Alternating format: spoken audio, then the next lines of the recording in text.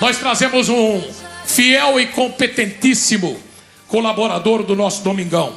Ele que é filósofo, teólogo, professor, já escreveu 12 livros, rei das palestras, trabalhou na PUC durante 32 anos no Departamento de Teologia e Ciências da Religião, que é o nosso querido Mário Sérgio Cortella. O que é a chamada reencarnação? Então, há uma diferença entre reencarnação, ressurreição e vida após a morte. Então vamos lá, ressurreição. Ressurreição é a crença que tem, por exemplo, cristãos e islâmicos, que haverá um dia, no fim dos tempos, que nós teremos o juízo final, e aí o nosso corpo, que não é esse que está agora, mas é um corpo espiritualizado, vai se unir à nossa alma que não morreu. Isso é ressurreição. Vida após a morte. Vida após a morte, todas as religiões, de alguma maneira, todas, sem exceção, elas acreditam que existe em nós, humanos e humanas, alguma parte que seja absolutamente imortal. Não tem nenhuma religião que fala que tudo começa aqui e termina aqui. Aí não seria a religião. Você tem filosofias que trabalham com essa ideia. Mas a religião pressupõe, e é isso que a palavra significa, uma religação com Deus, ou com uma força divina, ou com uma centelha. Por isso, nenhuma religião deixa de acreditar que exista alguma coisa em nós que não morra. Isso é vida após a morte do corpo. E no que a Natália estava falando? Aí outra coisa é reencarnação. Reencarnar, algumas religiões acreditam que depois que o nosso corpo morre, há uma parte em nós que não morre, que vai e volta em outro corpo. E aí você tem duas distinções. Algumas acham que volta no corpo de humanos, e outras religiões, como é o caso, por exemplo, do hinduísmo ou também do budismo, que você volta em outro corpo vivo, mas não necessariamente de humano. Você acredita em reencarnação? Não posso dizer piamente que acredito, não sei, fica uma dúvida. Acredito que existe um poder central que organiza tudo isso, um poder superior, Deus. Eu acredito muito em Deus, tenho muita fé, sempre me moveu as coisas para as quais eu batalhei na vida e as superações que eu tive que enfrentar. Falando, o que faz a pessoa formar uma consciência por uma religião ou por outra? É a vida, é a experiência ou não? É o que recebe da família. A família, os acontecimentos, alguma coisa que tenha ocorrido com ela, aquilo que ela vai acreditar. Porque, por exemplo, em relação à morte, a morte é uma coisa que a gente não se conforma. A gente só se conforta. Isto é, ganha força. Mas você não se conforma. Por isso a religião, algumas delas, oferecem, inclusive, a ideia de que mesmo depois do meu corpo ter morrido, eu continuo. Mas eu não acho que a minha vida acaba no momento que o meu corpo morrer. Eu acho que alguma coisa em mim... Uma moça falou agora há pouco, não é possível que a gente passe todo tempo aqui e termine aqui. Exatamente. Quer dizer, a ideia de que existe uma força de vida. Tanto que o número de espíritas no Brasil, que se declaram espíritas na hora de um censo, ele é muito inferior às pessoas que acreditam em reencarnação. Ou seja, porque muita gente às vezes pratica alguma outra religião, como a religião cristã, dentro do catolicismo ou dentro da igreja reformada, ela é alguém que pratica alguma forma de judaísmo e acredita em reencarnação, mesmo ela sendo de uma religião na qual isso não aparece. Quer dizer, não precisa ser exclusivamente espírita para acreditar, então? Em princípio não deveria, né? Não deveria acreditar se não é espírita. Mas é que essa questão da reencarnação, ela ultrapassa e muito qualquer religião específica. No fundo, Fausto, é uma recusa à inutilidade da vida. Você é espírita ou não? Oi, Faustão. Oi. Humberto, Natália, Jaiminho. Eu não sou espírita, mas eu acho que, como grande parte dos brasileiros, eu tenho uma simpatia pelo espiritismo. Sempre tive, apesar de ser católica, fui criada estudei escola de freiras, mas eu comecei a me interessar pelo tema mais profundamente quando eu resolvi fazer a novela e abordar a questão da inseminação pós-mortem. Essa parte espiritual começou a me fascinar. E lendo, estudando, tendo contato com pessoas que conheciam o tema, eu fui me aprofundando e ficando cada vez mais encantada. E essa isenção dela foi fundamental, né, Mário? Claro. Porque, por exemplo, uma coisa é respeitar as religiões, outra coisa é Ao respeitar, praticar uma delas. No caso, ela levanta muito bem que ela não acredita, mas está fazendo um texto absolutamente respeitoso às milhões e milhões de pessoas que acreditam. Você sabe que o Brasil é o país com o maior número de espíritas do mundo. Porque o espiritismo ele nasceu com esse nome na França no século XIX. Aliás, foi um colega meu, entre aspas, um professor que criou, porque era um francês chamado Hippolyte Léon, né, Rivail, que chamou a si mesmo de Allan Kardec. E ele, ao fazer isso, ele criou uma religião, né, que eles não chamam sempre de religião. Muitos dos espíritas preferem chamar de filosofia ou de conhecimento, outros chamam de religião. O fato. E o Brasil, claro, aquela coisa da ideia da coisa que vai e vai direto. E aí ela nasceu. Mas o Brasil é o país com o maior número de espíritas que há no mundo, em número declarado de espíritas. Que é psicografia também, que muita gente ouve falar e não sabe, e principalmente com o sucesso do filme do Chico Xavier, seria legal o Mário Sérgio explicar para a galera. Uma coisa interessante, algumas das religiões que acreditam em reencarnação supõem que espíritos de pessoas que já morreram são capazes de entrar em alguma pessoa que é especial, que é chamada, por exemplo, de médium.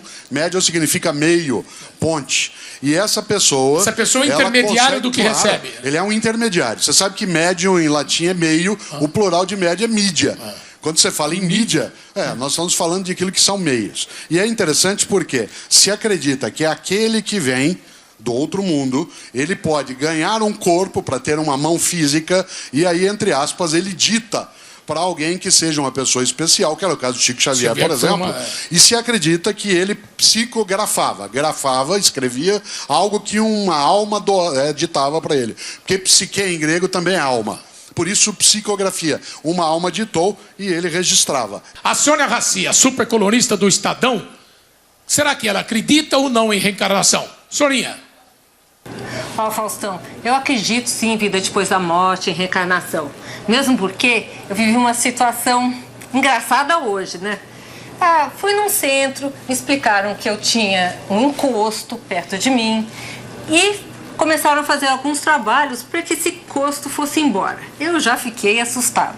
Reza daqui, reza dali e eis que me cai um corpo aqui no meu pé, assim, do meu lado, e começa a se contorcer. O que eu fiz? De medo, puxei todos os meus instintos jornalísticos e entrevistei aquele suposto espírito que estava do meu lado. Perguntei do que ele tinha morrido, como ele chamava, para onde ele ia, expliquei que eu gostava de morar sozinha. Enfim, paniquei, fiquei um mês sem dormir. Isso me convenceu que há alguma coisa além de nós. Não sei qual a forma, mas eu acredito sim. O superantropólogo, colunista do Globo, do Estadão, tem 12 livros publicados, professor da PUC, da Universidade Federal Fluminense, cheio de neto, Roberto da Mata. E você, acredita ou não em reencarnação? Olha, eu tento acreditar, mas não acredito na reencarnação. Eu acho que também é importante falar que a reencarnação não é uma invenção do Allan Kardec, não é? No hinduísmo, a reencarnação existe há mais ou menos, talvez, uns 20 mil anos. Lá, entretanto, você reencarna não só em pessoas, como é o caso brasileiro, mas também em animais. Acho importante dizer que eu respeito, acho importante dizer isso, a gente tem que respeitar a crença dos outros. A religião é uma questão de crença e a crença não é só para quem quer, é para quem pode. O Espiritismo, Xavier, tem um ponto que se choca profundamente, teologicamente falando, com os princípios bíblicos que defendemos, nós os evangélicos. É exatamente aquele ponto da reencarnação. Muito bem, mas logo após a criação de Adão e Eva, as duas primeiras criaturas humanas, surgiram as duas outras criaturas humanas, são os dois filhos de Adão e Eva, Abel e Caim.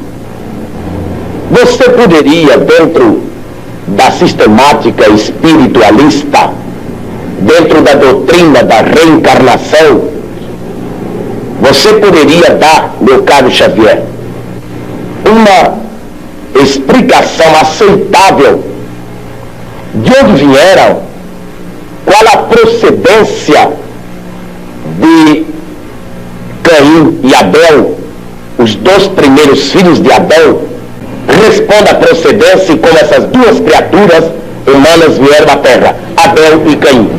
É somente isso, muito obrigado. A pergunta do nosso caro amigo, que nos interpela a respeito do texto bíblico, está emoldurada de tamanho carinho que inicialmente nós agradecemos esse tom de fraternidade e ternura humana com que ele emoldura a questão para se dirigir a nós. Muito obrigado ao nosso caro pastor evangélico, senhor Manuel de Melo, que nós todos admiramos como sendo o orientador desse grande e brilhante movimento que é Cristo para o Brasil. Mas, sem desejar fazer contraperguntas, porque às vezes a contrapergunta não é uma prova de consideração para quem perguntou, mas a Bíblia é o nosso livro santo, livro de todos os cristãos. Nós, os espíritas evangélicos, nos detemos no Testamento Novo para compreender a essência dos ensinamentos de nosso Senhor Jesus Cristo e daqueles que o sucederam, os apóstolos da causa evangélica. Não temos maior intimidade com o Velho Testamento, entretanto pedimos permissão ao nosso caro pastor evangélico, senhor Manuel de Melo, para considerar que no livro de Gênesis, no capítulo 4, versículos 16 e 17, vamos encontrar uma questão muito interessante para nossos estudos em conjunto, porque nós todos somos estudantes das letras sagradas. O capítulo 4 trata, por exemplo, da união de Adão e Eva para o nascimento dos seus 3 filhos, Caim, Abel e Sete. Sabemos por esse texto, o capítulo 4 do livro de Gênesis de Moisés, que Caim exterminou Abel.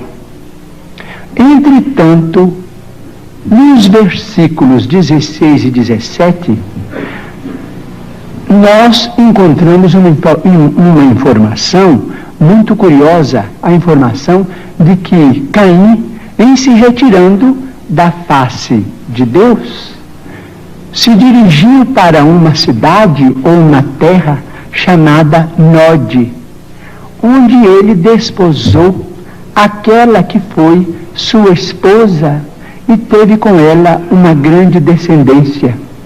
Então, estamos perguntando se determinados textos do Antigo Testamento não seriam códigos que nós precisamos estudar com mais segurança para não cairmos, por exemplo, em contradição do ponto de vista literal. Nós precisamos estudar com técnicos e pesquisadores de história, que nós os temos hoje em todas as direções. Digo isso com o máximo respeito, porque se Caim matou Abel antes do nascimento de Sete, mas casou-se numa cidade chamada Nod, onde encontrou a sua mulher, aquela que foi sua esposa, e com ela teve uma grande descendência, o assunto exige estudos especiais de nós todos, porque segundo a criação no jardim edênico, a família inicial teria sido constituída pelas 4 pessoas às quais se refere o nosso caro pastor evangélico, senhor Manuel de Melo: Adão, Eva e os 2 filhos primeiros do casal. Vamos estudar então a questão com respeito à reencarnação. Mas o Manuel de Melo tem que estudar também, né? Todos nós. Então vamos chegar a uma conclusão.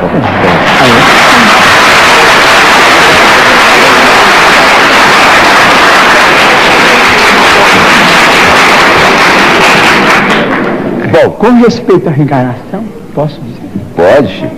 Com respeito à reencarnação, nós, os espíritas, estamos diante de uma realidade inconteste para nós.